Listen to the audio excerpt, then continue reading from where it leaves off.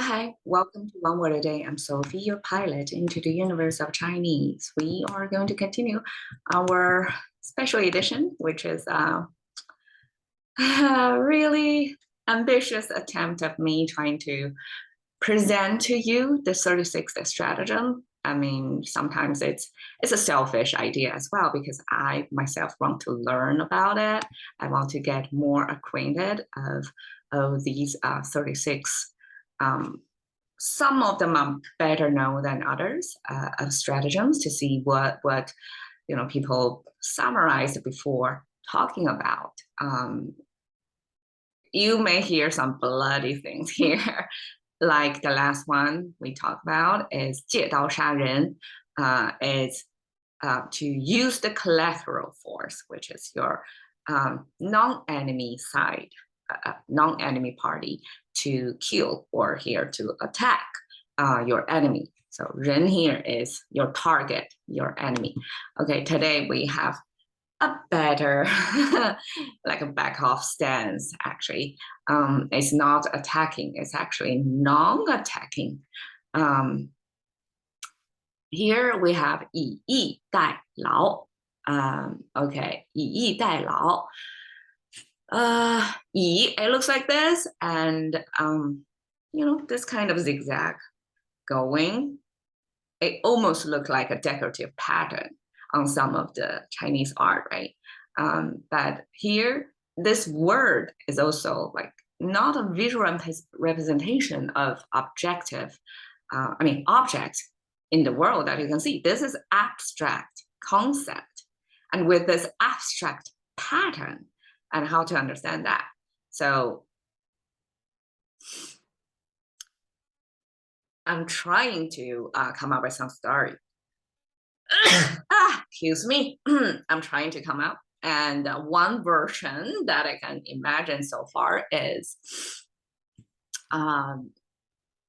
so this direction is hard to see, but in the original rendering, at the beginning life of the letter of the word, there are different versions, right? Different renderings about the same thing, and eventually one was become the standard to replace the rest of them, right? So there were this diverse beginning, but then standardization process, and eventually, like thousands of years later, we have the simplification process, which even further obscure its origin. Like from here, like how can you understand this? And from here, like how can you understand the origin, the original intention of the language creator? So, okay, because I put myself in this spot, I have to come up with something.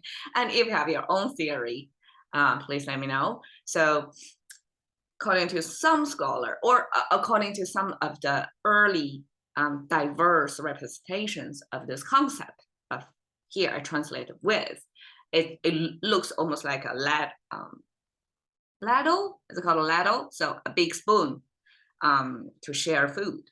So this is the spoon part. It has an opening, right? So you can scoop up your porridge or soup, share with your friends, family, neighbors, things like that, right? And this is kind of a handle. So this was originally a tool used. So from this tool that commonly used back then, it extended its meaning into use. So something useful. And from that use, it further extends to more abstract form, like with this. It's almost like that's the condition you have, or equipped with this. So, okay, that's my understanding.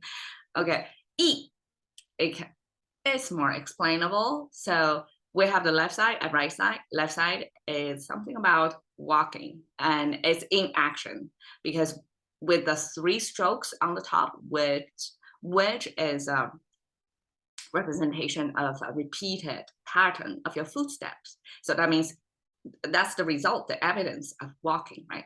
And then the bottom is the food symbol, looks like a cactus, kind of like that, right?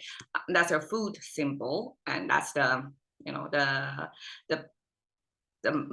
the device, not device, your body parts used for the purpose of walking, right? So you have the tool for walking, you have the result, the evidence of walking. So the whole thing add up. Like no question is just about walking, but how to walk is the question.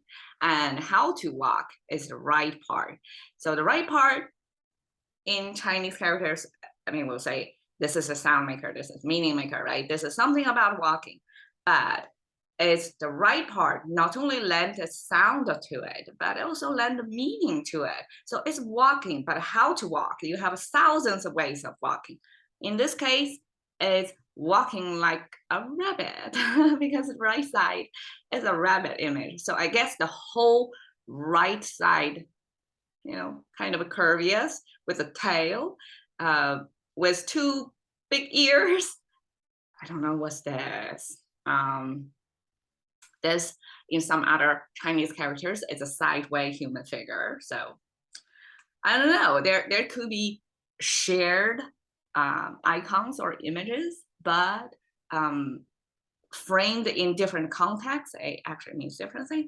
But the whole thing is an expressionistic depiction of a rabbit on the run.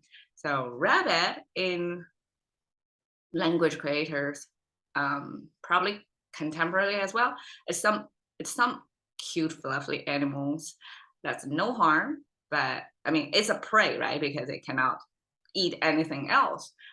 It can be the food of many other predators. So rabbits main thing besides being cute is they have to be a good escapist. They have to get to some safe place before the predator can get hold of them, right? Catch them. So rabbit's way of walking here is the definition. And how come now it's leisure? Because originally it means the kind of walking that's kind of a scurry, like a quickly walking escape, like escape from the harm kind of walking, right? How can now it becomes leisure? Not some leap of logic there, but I would imagine, so if you have the capacity of escaping the harm, escape from the harm, kind of a scurry away to find a safe place as a rabbit, if you have that capability in you, you're going to have better peace of mind because you know you can escape from the harm's way. So that's the leisure inducing capability. So because of that, you now can enjoy the leisure. You won't feel always tense up or be on alert of things because you are able to escape just like a rabbit. So then you have this new confidence about feeling good and be able to enjoy. So that kind of security-based, capability-based security, sense of security, induced leisure is the logic there. Okay, that's about it. Treat. Okay, we have, okay, the same, whoa. Okay, where are we going? Okay, this sign is the same as this footstep. So for Chinese, repeated 3 times is pretty big deal. That means almost like infinite. We don't give how many number. It's like in contemporary English or mathematical meaning is number n. Fill it with whatever number that's needed, applicable in the situation. So it's not really 3, okay? Even if it's a 3 repeated there because we have limited space, so 3 is enough to say it's n, it's whatever number of times. So, okay, so because now we have the footsteps filling up on the left side by itself, so it has to be transformed. Instead of written in this way, compact on the, stack up on the top left corner, this have to extend to the bottom, right? So, visually it has to be represented like that. And that eventually in simplified Chinese transform like this. So it's like, okay, the middle stroke have to rely on like gingerly balanced on the last stroke, kind of standing over there, right? But it came from the footstep. So footstep means walking. And the right side came from this. I would interpret it as, okay, the top side is about a plant symbol, plant still in the earth. Horizontal line is our ground level. And this shape, we have seen it many times, is our grass or plant, generic, right? We don't know what exactly that is, but it's some living thing growing from the soil, okay? And bottom is this symbol, 3-finger hand with a pointer to here.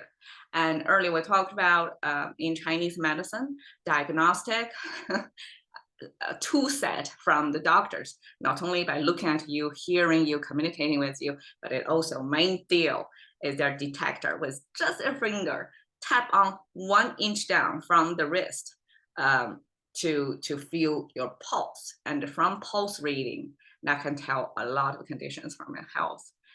What a rare, I mean, today probably is rare. I mean, probably today still Chinese doctors use that. It's not that super accurate reading. It has to be, you know, after years of experience reading many people, connecting the dots, and then you can better tell, right?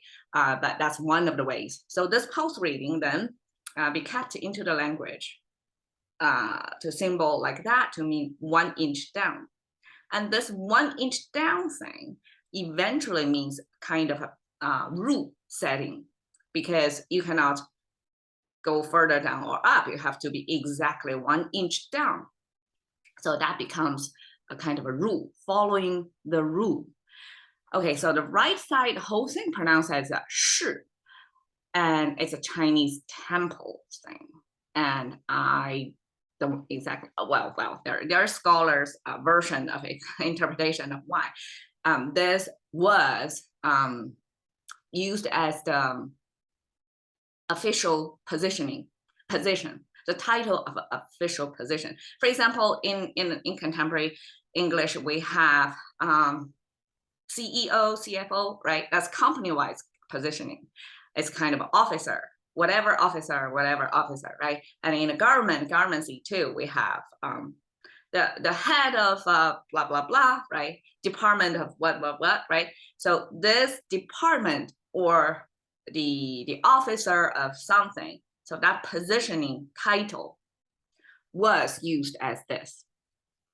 And my interpretation now is, okay, the officer or the local government are the people who set up the rules and execute, make sure people are following the rules. So they are the rule setters. So this rule symbol become part of the positioning. So that's their main role.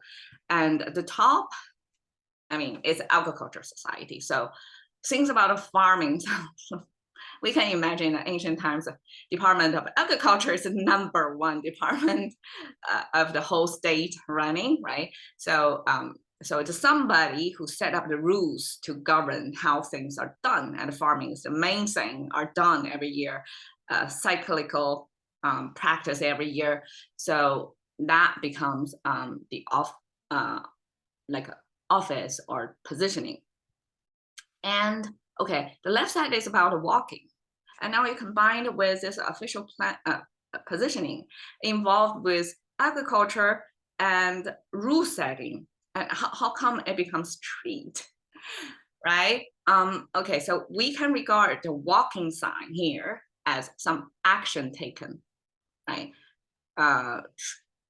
It's more generic. It's not about walking itself. It's anything you do. So it's act, something about acting. And then the right side is up for interpretation. And yeah, up for interpretation. But my reading is, okay, if farming activity represents our response or our acting toward nature, right? And then this rule setting is humans, cumulative knowledge of what's the best practice of that. So this best practice, rule setting, rule executing thing, plus this act to make it obvious, okay? So this is about the action of that rule setting and keeping practice. That becomes a generic word for treat.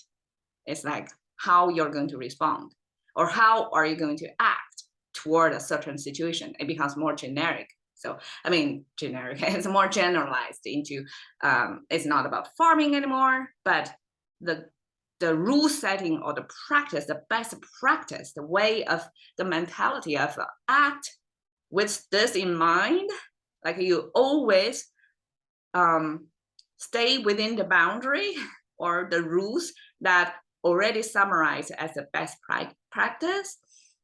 Use that as your guideline when you treat a situation. So that's our treat. Lao, okay. We have this fire symbol on the top, and the fire not only means burning, it means the light source, okay? And then we have this arch. According to, here is a disagreement. According to some scholars, this arch means means rooftop. It means domestic space. I disagree. Like, okay, and then the bottom is the farming tool, the raking, right? That represent the muscle power. So scholars' interpretation is you have lighting source, and then you have this domestic roof, and then you have labor input. So labor input within the the indoor, practice the indoor, and then you have to have the light source. I disagree, because this light source apparently is outside the roof, right? How can you light up indoor? If it's indoor lighting, you have to place this underneath the roof, right? And also in the past, we saw many times domestic space representation of this arch with a chimney on the top.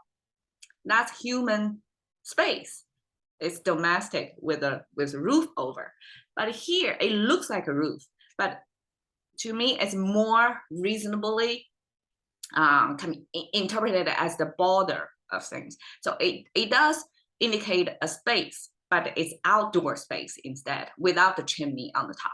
It's outdoor space and you power through something, right? So that just means laboring over the field under the lighting of fire. So fire is, artificial lighting back then. There's no street light, right? So you have to light up some fire for you to see.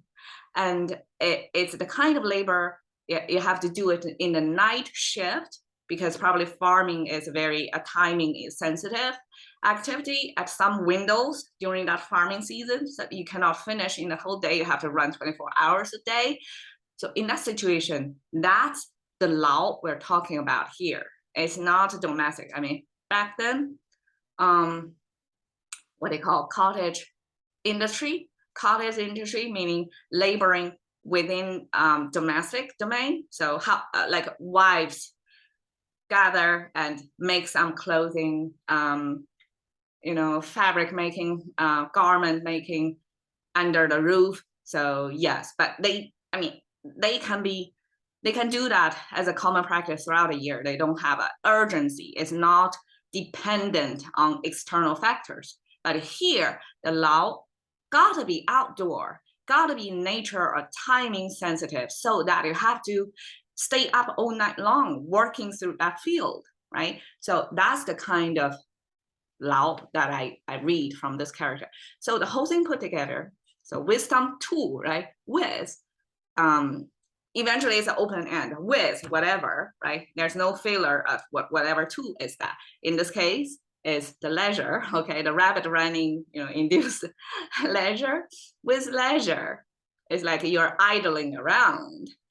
That's the way to treat what labor. So somebody have to, this Lao isn't a regular 8-hour shift even. This is night shift. This is extra mileage you put in.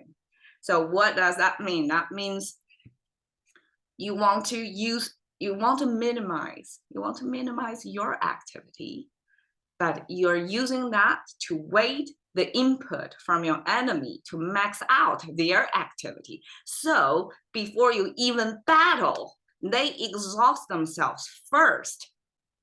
And then you have enough energy to fight back at the right moment. But before then, just wait patiently, show your, your weakness, or, expose yourself or present yourself as if it's an easy target or something, to trick your enemy, to exhaust them, like burn their midnight oil, that kind of exhaustion, that labor, to make them go extra mileage so that they become so tired. By the time you battle, they are at disadvantage. So that's the concept here. I hope I got it across. And I just choose exhaust as a representation of the strategy here. Exhaust your enemy. And I think Tom and Jerry's story captured this well, because Tom is bigger, more strong than Jerry, and Jerry's strategy, they are opponents. They have this constant, permanent battle going on. And Jerry's strategy a lot of times is to exhaust Tom. And Tom spent quite some time and energy, but the result is not that ideal, right? So this is a good illustration of the concept of 以逸待劳. Okay, cash into the currency of thinking by one word a day with Sophie. See you another day.